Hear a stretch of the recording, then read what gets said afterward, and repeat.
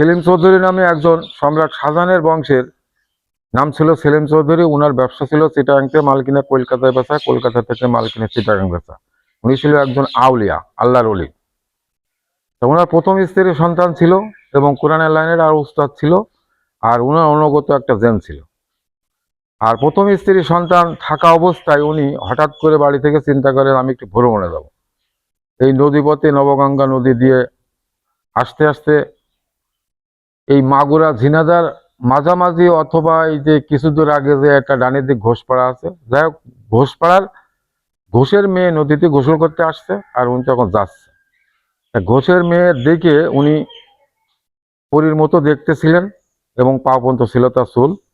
তা উনি দেখে উনি মুগ্ধ হয়ে ঘোষের প্রস্তাব দিয়ে মুসলমান মানে বিয়ে করে। প্রথমে নাম ছিল মোরারিবালা, পরে নাম দিয়েছে আশরাফুন্নেছা।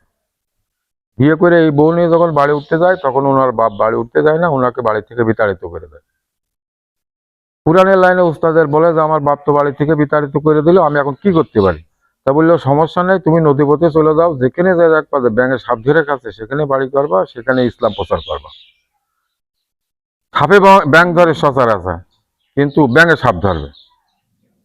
তখন উনি হঠাৎ করে নদীপথে চলে আসতে আস্তে আস্তে আস্তে আস্তে এই জায়গায় সে দেখে যে ব্যাঙে পদ্মপাতার উপরে ব্যাঙ আর পাশ দিয়ে যাচ্ছে সাপ, সাপ ধরে খাচ্ছে। তখন ওনার ওনার গুরুর কথা মনে উঠে উনি তখন হলো এখানে সুন্দর করে তাবু টাবু খাটিয়ে সুন্দর একটা পরিবেশ করে বিবি রেখে কাজের মেয়ে কাজের ছেলেদের রেখে উনি চলে যায় নলডাঙ্গা জমিদারের কাছে। তারপরে এখানে উনি তাবু খাটিয়ে সুন্দর একটা পরিবেশ করে বিবি রেখে কাজের লোকদের কাজের মেয়েদের রেখে উনি নলডাঙ্গায় জমিদারের কাছে বলে জমি দিতে হবে, আমি বাড়ি করবো। তখন জমিদার ওনার পরিচয় শুনে, উনি সম্রাট শাহজাহানের বংশের একজন আউলিয়া, ওনার পরিচয় শোনার পরে উনি বলছে যে ঠিক আছে তাহলে খাজনা দাও। তখন জমিদারে খাজনা দিলে পুরো গ্রাম, আর গ্রামে খাজনা দিয়ে দিলে পরে ওনার বিবির নামে নামকরণ হয় মুরারি বালা থেকে মুরারি দহ। তারপর উনি কলকাতায় যে রাজচন্দ্র রাজমিস্ত্রি নিয়ে আসে, 3টে যোগালে নিয়ে আসে, আর ওনার অনুগত জেন ছিল 5 জন মিলে 7 বছর বানিয়ে বিল্ডিং তৈরি করে। তৈরি করে উনি বসবাস করতে করতে মুরব্বী হয়ে মারা যায়। কিছুদিন পরে ওনার বিবিও মারা যায়। এই পক্ষের কোনো সন্তান আদে ছিল না। কাজের লোকেরা কাজের মেয়েরা সবাই এই বাড়ির যত আসবাবপত্র ছিল সবাই ভাগ বাটোয়ারা করে নিয়ে চলে যায়। কিছুদিন পরিত্যক্ত হয়েছিল এবং বাঘ ভাল্লুক মানে বনের যত পশু আছে সবাই সেই বাড়িতে বসবাস করত।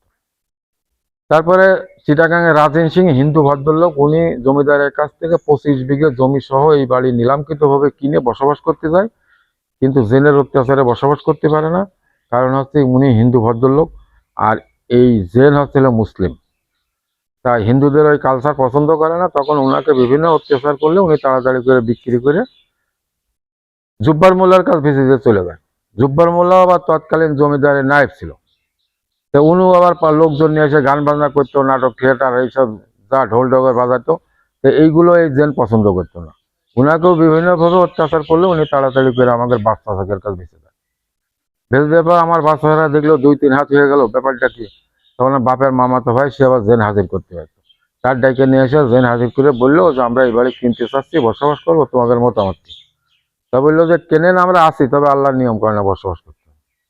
আমার আব্বারা বললো আমরা ফুরফুরা হুজুরের মুরিদ, আমরা আল্লাহর নিয়ম কারণে বসবাস করবো।